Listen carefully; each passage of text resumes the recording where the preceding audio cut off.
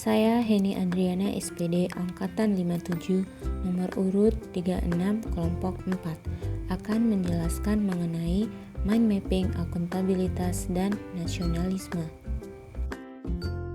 Mind mapping adalah salah satu metode belajar yang dirancang dengan cara memetakan informasi dalam bentuk grafis dengan menggunakan garis percabangan, gambar, maupun kata kunci yang saling berkaitan dengan konsep atau ide utamanya. Yang pertama, saya akan menjelaskan mind mapping akuntabilitas terbagi menjadi 4, yaitu konsep akuntabilitas, mekanisme akuntabilitas, akuntabilitas dalam konteks, dan menjadi PNS yang akuntabel. Yang pertama, konsep akuntabilitas. Berdasarkan tingkatnya, akuntabilitas personal, individu, kelompok, organisasi, dan stakeholder. Berdasarkan aspek-aspek relationship, result oriented reporting atau pelaporan, konsekuensi, dan perbaikan kinerja.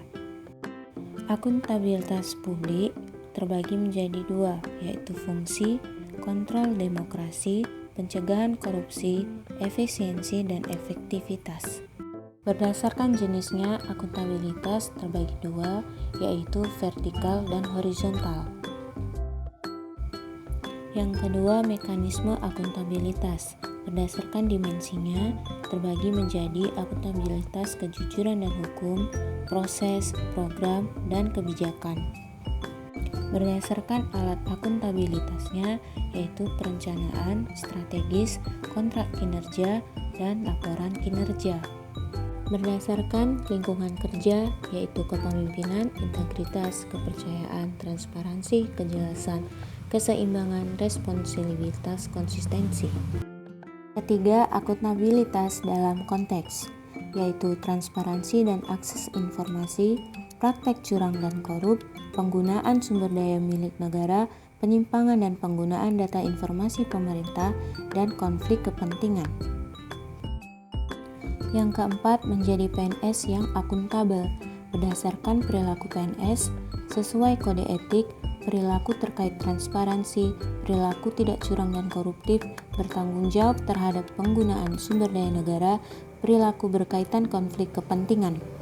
Berdasarkan prinsip profesi ASN, nilai dasar, kode etik dan perilaku, komitmen dan tanggung jawab, jaminan perlindungan hukum dalam melaksanakan tugas, dan profesional jabatan.